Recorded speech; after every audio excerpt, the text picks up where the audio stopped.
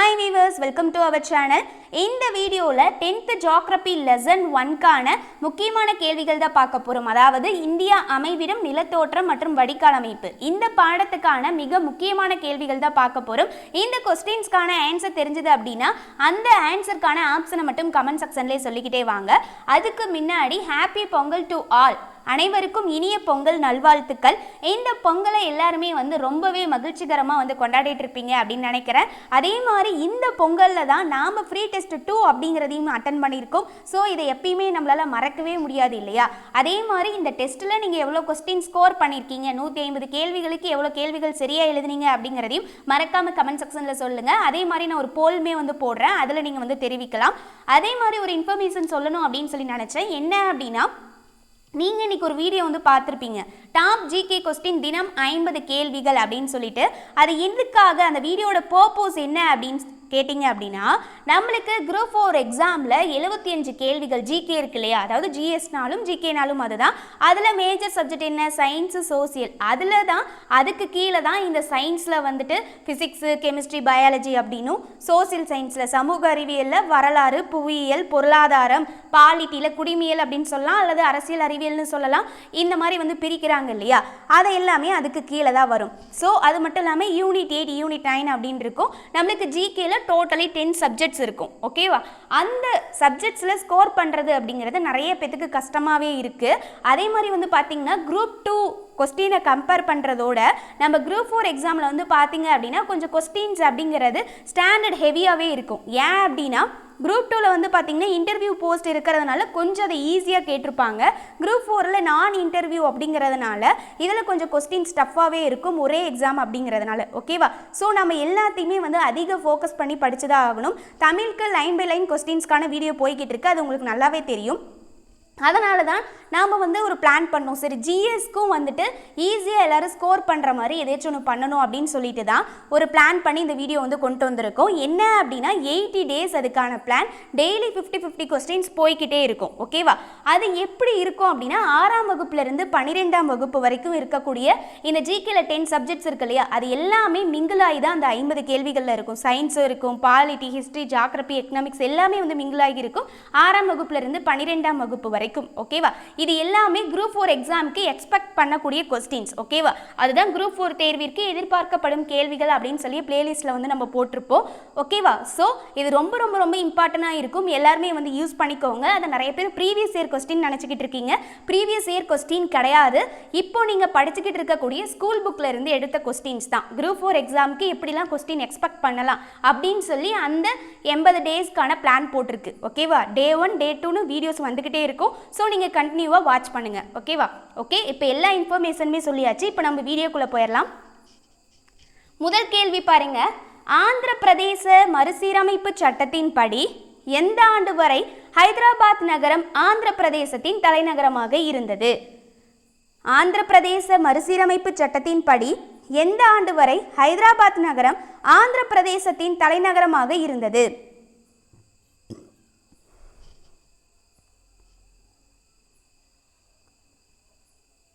விடை option B 2024. கேள்வி 2.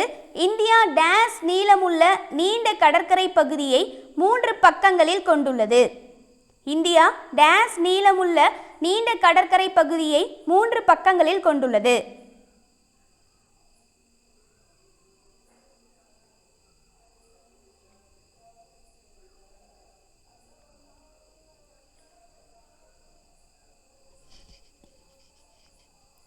விடை ஆப்ஷன் பி 6100 கிலோமீட்டர். கேள்வி 3. ஆனைமுடி சிகரத்தின் உயரம் என்ன? ஆனைமுடி சிகரத்தின் உயரம் என்ன?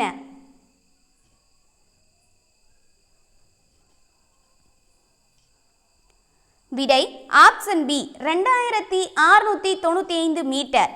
கேள்வி 4. அரபிக்கடலில் கலக்கும் நதிகளில் பொருந்தாதது எது? அரபிக்கடலில் கலக்கும் நதிகளில் பொருந்தாதது எது அப்படின்னு கேட்டு ஆப்ஷன்ல நர்மதை, தபதி, கோதாவரி, மாஹேன்னு கொடுத்துருக்காங்க. இதுல பொருந்தாதது எது?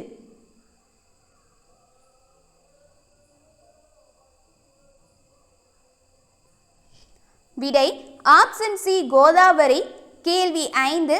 கிருஷ்ணா நதி டேஸ் என்ற இடத்தில் வங்காள விரிகுடாவில் கலக்கிறது. கிருஷ்ணா நதி டேஸ் என்ற இடத்தில் வங்காள விரிகுடாவில் கலக்கிறது.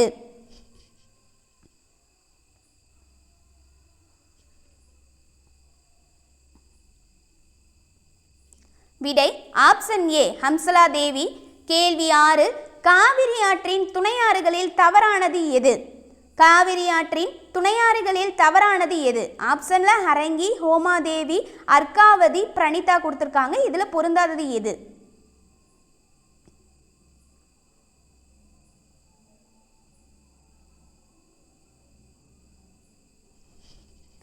விடை ஆப்ஷன் டி பிரணிதா.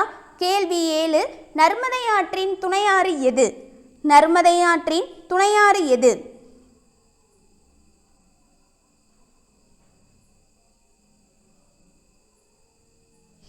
விடை ஆப்ஷன் டி மேற்கண்ட அனைத்தும், அதாவது பிரணா, ஹலும், ஹெரன், பஞ்சர், டவா, கோலர், இது எல்லாமே தான்.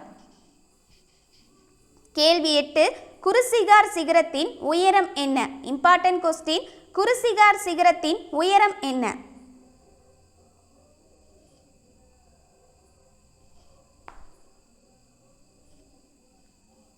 விடை ஆப்ஷன் ஏ 1772 மீட்டர்.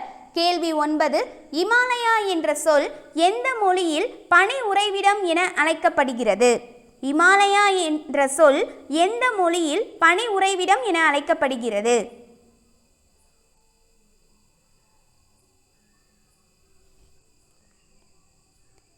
விடை ஆப்ஷன் சி சமஸ்கிருதம். கேள்வி 10. மேற்கில் உள்ள குஜராத் முதல் கிழக்கில் உள்ள அருணாச்சல பிரதேசம் வரை இந்தியா எத்தனை தீர்க்க கோடுகளை கொண்டுள்ளது? மேற்கில் உள்ள குஜராத் முதல் கிழக்கில் உள்ள அருணாச்சல பிரதேசம் வரை இந்தியா எத்தனை தீர்க்க கோடுகளை கொண்டுள்ளது?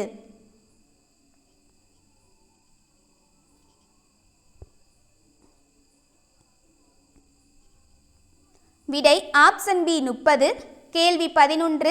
இமயமலைகள் மேற்கில் சிந்து பள்ளத்தாக்கிலிருந்து கிழக்கே பிரம்மபுத்திரா பள்ளத்தாக்கு வரை டேஸ் கிலோமீட்டர் நீளத்திற்கு பரவியுள்ளது.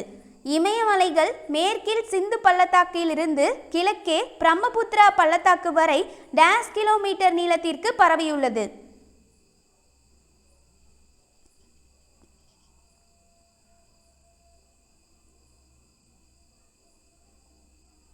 விடை ஆப்ஷன் டி 2500 கிலோமீட்டர். கேள்வி 12. நர்மதை ஆற்றின் நீளம் என்ன? நர்மதை ஆற்றின் நீளம் என்ன?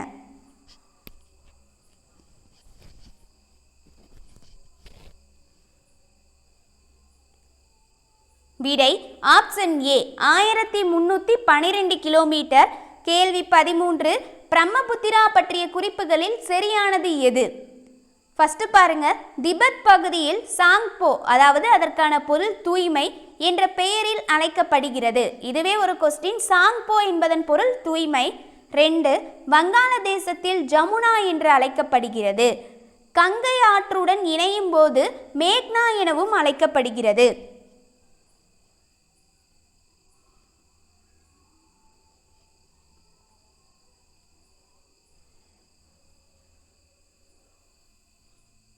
விடை ஆப்ஷன் டி அனைத்தும் சரி. திபெத் பகுதியில் சாங்போ என்ற பெயரில் பிரம்மபுத்திரா அழைக்கப்படுகிறது. 2. வங்காளதேசத்தில் பிரம்மபுத்திரா ஜமுனா என்ற பெயரில் தான் அழைக்கப்படுகிறது. 3. கங்கை ஆற்றுடன் இணையும் போது பிரம்மபுத்திரா மேக்னா எனவும் அழைக்கப்படுகிறது. இது மூணுமே ஒரு கொஸ்டின்ஸ். ஓகேவா? 3 கொஸ்டின் இதிலேயே. கேள்வி 14. இந்தியா புவியின் மொத்த பரப்பளவில் எத்தனை சதவீதம் உள்ளது? இந்தியா புவியின் மொத்த பரப்பளவில் எத்தனை சதவீதம் உள்ளது?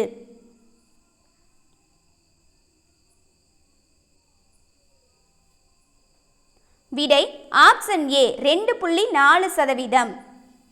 லெசன்லோட ஃபர்ஸ்ட்ல இந்த கொஸ்டின் வந்து இருக்கும். நிறைய பேர் பார்க்காத விட்டுருப்பீங்க, மிஸ் பண்ணிடாதீங்க. ஓகேவா? கேள்வி 15. புவியானது 1 டிகிரி தீர்க்க கோட்டை கடக்க எடுத்துக்கொள்ளும் நேரம் எவ்வளவு? புவியானது 1 டிகிரி தீர்க்க கோட்டை கடக்க எடுத்துக்கொள்ளும் நேரம் எவ்வளவு?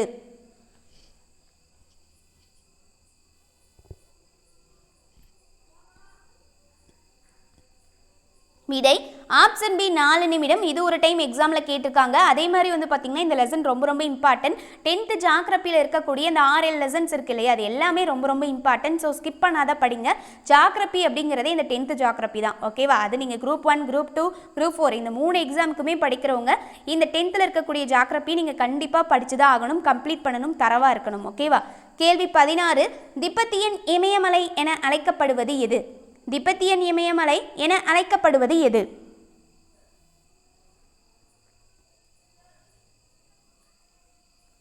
விடை ஆப்ஷன் ஏ டிரான்ஸ் இமயமலை.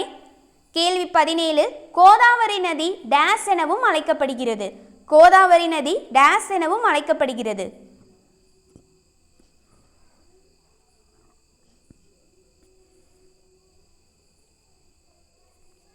விடை ஆப்ஷன் சி விருத்தகங்கா. கேள்வி 18. இந்தியா அதிகபட்சமாக நில எல்லையை பகிர்ந்து கொள்ளும் நாடு எது? இந்தியா அதிகபட்சமாக நில எல்லையை பகிர்ந்து கொள்ளும் நாடு எது?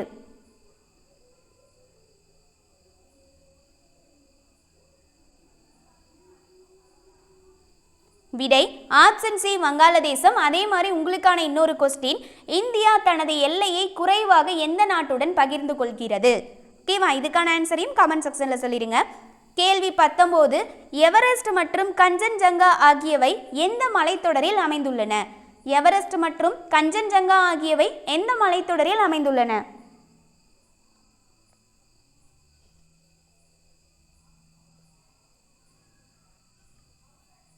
விடை ஆப்ஷன் பி இமாத்ரி.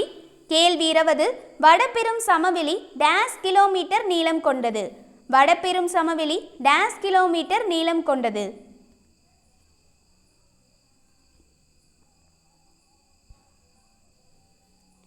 விடை ஆப்ஷன் ஏ 2400 கிலோமீட்டர். கேள்வி 21. இந்தியாவின் அமைவிட அடிப்படையில் வடிகால் அமைப்பை எத்தனை பிரிவுகளாக பிரிக்கலாம்? இந்தியாவின் அமைவிட அடிப்படையில் வடிகால் அமைப்பை எத்தனை பிரிவுகளாக பிரிக்கலாம்?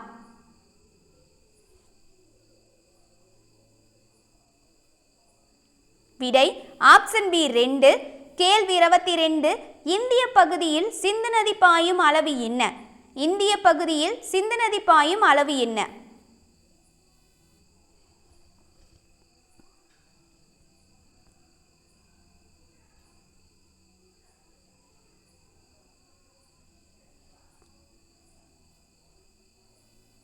விடை ஆப்ஷன் பி 709 கிலோமீட்டர். கேள்வி 23. இந்தியா ஆசிய கண்டத்தின் எத்தனையாவது பெரிய நாடாகும்? இந்தியா ஆசிய கண்டத்தின் எத்தனையாவது பெரிய நாடாகும்?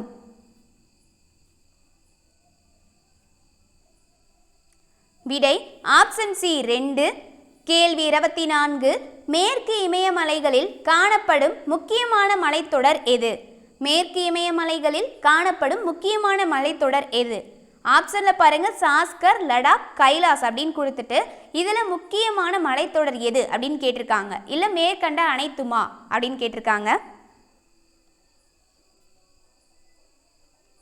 விடை ஆப்ஷன் டி மேற்கண்ட அனைத்தும், சாஸ்கர், லடாக் மற்றும் கைலாஸ். கேள்வி 25. சிவாலிக் மலைத்தொடர் பற்றிய குறிப்புகளில் தவறானதை தேர்ந்தெடு.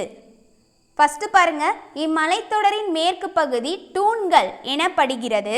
பி இம்மலைத்தொடரானது ஜம்மு காஷ்மீரில் இருந்து அசாம் வரை நீண்டு உள்ளது. சி இது தொடர்ச்சியான மலைத்தொடர்களாகும். டி இம்மலைத்தொடரின் கிழக்கு பகுதி டூயர்ஸ் எனப்படுகிறது.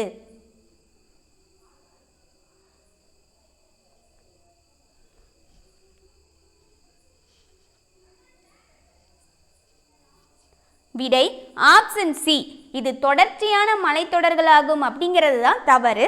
இம்மலைத்தொடரின் மேற்கு பகுதி டூன்கள் எனப்படுகிறது என்பது சரி. அடுத்தது ஆப்ஷன் பி இம்மலைத்தொடரானது ஜம்மு காஷ்மீரில் இருந்து அசாம் வரை நீண்டு உள்ளது அப்படிங்கிறதும் சரி. ஆப்ஷன் டி பாருங்க, இம்மலைத்தொடரின் கிழக்கு பகுதி டூயர்ஸ் எனப்படுகிறது, இதுவுமே சரி. ஸோ ஆப்ஷன் சி அப்படிங்கிறது தான் இதுக்கு பொருந்தாததா தவறாக இருக்கு. கேள்வி 26. ராஜஸ்தான் சமவெளி எந்த ஆற்றின் படிவுகளால் உருவானது? ராஜஸ்தான் சமவெளி எந்த ஆற்றின் படிவுகளால் உருவானது?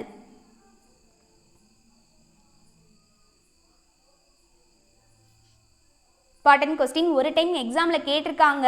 இதுக்கான ஆன்சர் வந்து பார்த்தீங்கன்னா ஆப்ஷன் டி, ஏ மற்றும் பி, லூனி சரஸ்வதி. கேள்வி 27, பாகிரதி என்னும் பெயருடன் உற்பத்தியாகும் ஆறு எது? பாகிரதி என்னும் பெயருடன் உற்பத்தியாகும் ஆறு எது?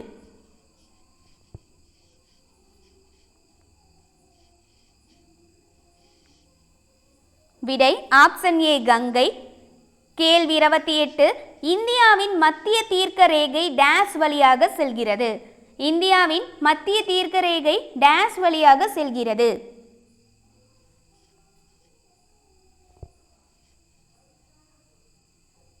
விடை ஆப்ஷன் பி, மிர்சாப்பூர். கேள்வி 29, கங்கை ஆற்றின் துணையாறுகள் எவை? கங்கை ஆற்றின் துணையாறுகள் எவை?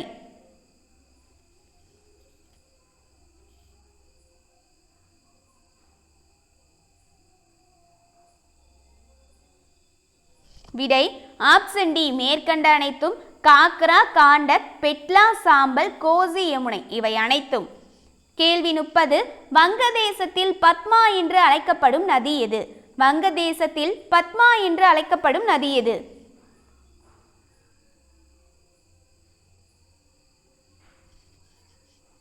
விடை ஆப்ஷன் சி, கங்கை. கேள்வி 31, இந்திய நில எல்லைகளின் நீளம் என்ன? இந்திய நில எல்லைகளின் நீளம் என்ன?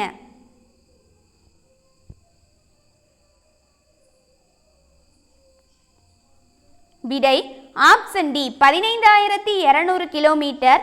கேள்வி 32, கோதாவரி டெல்டா பகுதியில் அமைந்துள்ள நன்னீர் ஏரி எது? கோதாவரி டெல்டா பகுதியில் அமைந்துள்ள நன்னீர் ஏரி எது?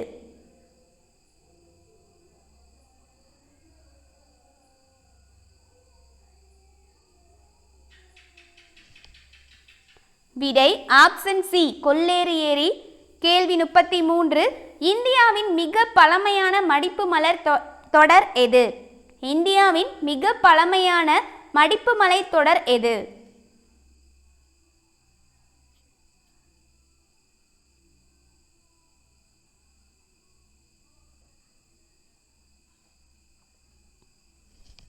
விடை ஆப்ஷன் பி, ஆரவல்லி மலைத்தொடர். கேள்வி 34, அட்சதீர்க்க பரவல் படி இந்தியா முழுமையும் டேஸ் அரைக்கோளத்தில் அமைந்துள்ளது? அட்சதீர்க்க பரவல் படி இந்தியா முழுமையும் டேஸ் அரைக்கோளத்தில் அமைந்துள்ளது?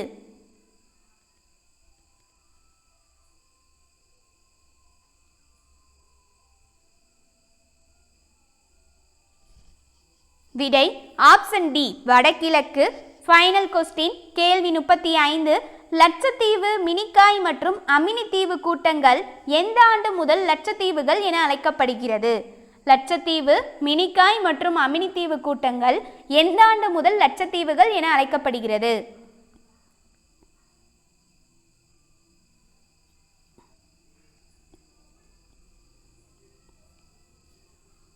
விடை ஆப்ஷன் பி, 1973. ஓகே கைஸ், இந்த வீடியோ கண்டிப்பாக உங்களுக்கு யூஸ்ஃபுல்லாக இருந்திருக்கும். அதே மாதிரி இந்த வீடியோவோட எண்ணில் நீங்கள் 35 கேள்விகளுக்கு எவ்வளோ சரியாக பண்ணியிருக்கீங்க அப்படிங்கிறத மறக்காமல் கமெண்ட் செக்ஷனில் சொல்லிடுங்க. அதே மாதிரி இந்த வீடியோ பிடிச்சிருந்தது அப்படின்னா மறக்காமல் லைக் பண்ணிடுங்க. தேங்க்யூ.